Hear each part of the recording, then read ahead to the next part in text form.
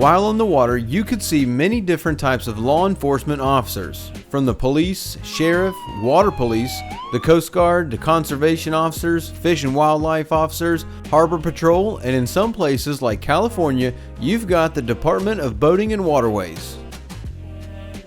Most of the time, you are only going to see them in passing, but there are some times when you might get checked.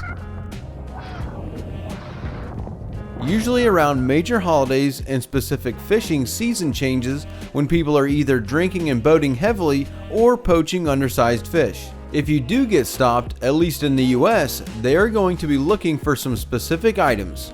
Just like a traffic stop in your car when you are asked for your license, insurance, and registration, there are some things that are required to have on the boat at all times. And since we are just finishing up on our project boat with all of the wiring and all of the miscellaneous punch list items that need to be taken care of before splashing the boat, we need to make sure we stock up the boat with the equipment required by law to make sure we are legal before hitting the water. I'm sure a lot of you will probably know about most of these things, but as we usually try to do in all of our videos, we've got some helpful hints to help you out when it comes to these items, making this the perfect time to hit that like button for that wonderful YouTube algorithm. And if you're new, subscribe to the channel to help us try and get that silver play button before the end of the year.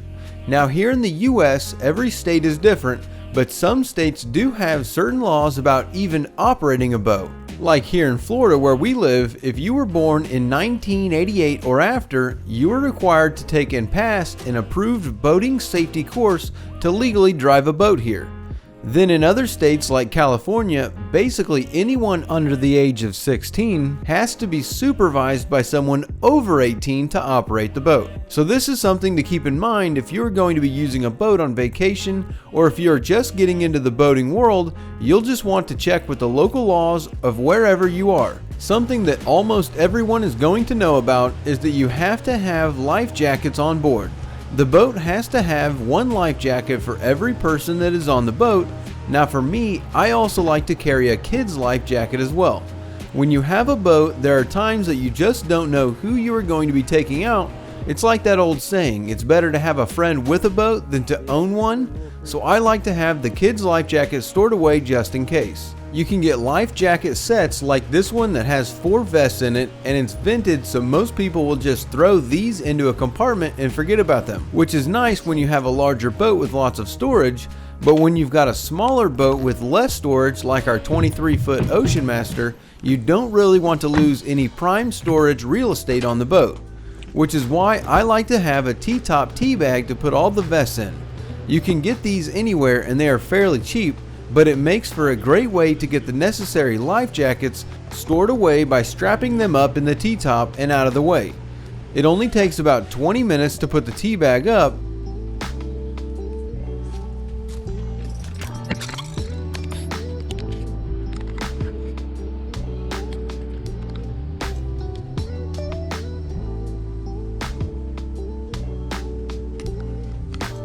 Then just stuff the jackets in there, and depending on what size boat you have, you can get them in different sizes. Like this one will store up to 6 jackets, and I would say to pull off the paper tags that come on the vests because they are going to get wet no matter what.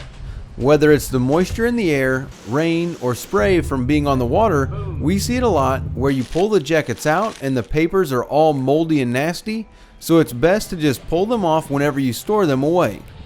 The next thing that you're going to need is going to be what is called a throwable, which is basically just a cushion or flotation device that you can throw to someone if they are out in the water. You are probably picturing the round lifeguard throwables over these recreational square ones, but either style is fine and legal for you to have on board. I like to stick this up in the tea bag with the other life jackets as well. That way if you ever have your boat checked, you can just unzip the tea bag and there's the throwable with the life jackets.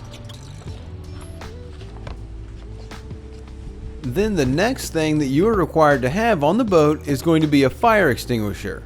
There are lots of different types of fire extinguishers that will put out different types of fires. These types are all designated on the extinguisher, and for boats, you will usually see the B and C class extinguishers. B class is what is required, and the fire extinguisher is going to say marine somewhere on it. Usually you will find the B and C class together because these are used to put out flammable liquid or gas and electrical fires. So you can't just take a red fire extinguisher from your house and call it a day. That won't fly. You only need to have one class B for boats under 26 feet. Then on boats from 26 to 40 feet, you need to have two B class extinguishers, or you can have one of the B2 extinguishers, which is just a bigger class B one. But there also has to be an approved fixed system, which is usually found in the engine room, and it will go off automatically when a fire is detected.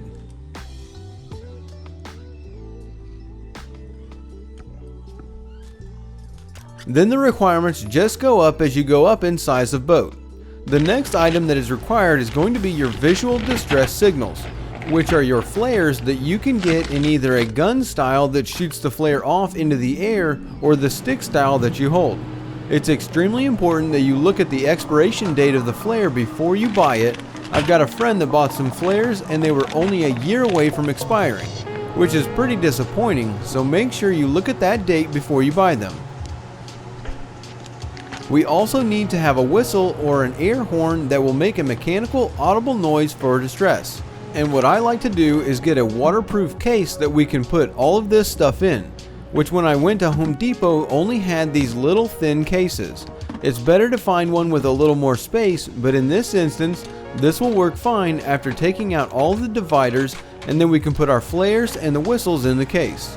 So they will stay dry, and then if we get stopped, we can just show the throwable and the jackets in the tea bag,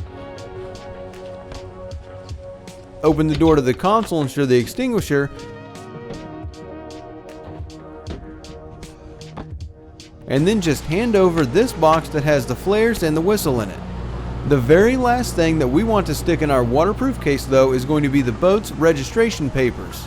Though they are required to be on the front, and having the sticker on the front lets the officers see that the boat's been registered, if they stop you, they will also still want to see this as well. Something else that isn't as commonly known is that they will sometimes look at the HIN on the back of the boat. This is what is called the hull identification number, and that is what is used to register the boat. This plate has to be riveted or permanently attached to the back starboard corner of the boat, or it has to be etched permanently into the gel coat of the transom. You actually can get a ticket if this isn't on here as well. But this is usually only something that those of you who are into doing project boats and transoms have to deal with though. Now let us know if you've ever had any encounters or checks with the Coast Guard or FWC in the comments section below. And if you haven't already, subscribe to the channel and visit us at bornagainboating.com. Check out some of our other videos, and we look forward to seeing you next week.